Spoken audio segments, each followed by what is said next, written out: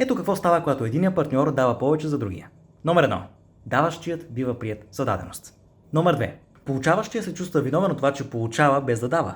И за да избяга от тази вина, се насилва да дава повече, но го прави без реално да иска да го прави. Цената е, че той спира да се чувства привлечен към партньора. Номер 3. Получаващия отново се чувства виновен от това, че получава наготово, но този път вместо да се насилва да дава, за да компенсира дисбаланса, той избира тотално да се оттегли от връзката. Характерно за хора, които имат избягващ или недоверчив стил на привързване. Номер 4. Получаващият губи интерес към партньора си, защото двамата не са равни.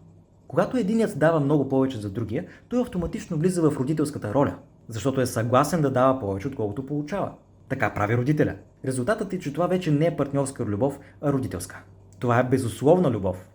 Такава не може да има между мъж и жена. Тази любов е предназначена само за нашите деца и животинките.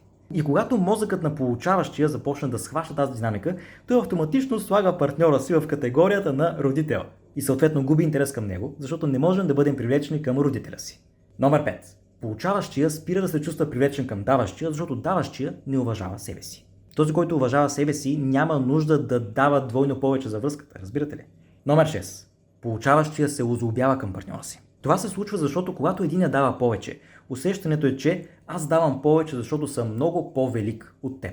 Така получаващия започва да се чувства все по-нищожен и накрая се разгневява и се озлобява. И когато давате твърде много за партньорите си, ще видите точно това. Ще се озлобят и накрая ще ви блокират. Така че ако сте от тези, които се оплаквате, че сте дали всичко за вашия партньор и той е избягал, проблема не е във вашия партньор. Научете разлика между партньорска и родителска любов. Чао, чао! Ако ми се кефите, последвайте ме.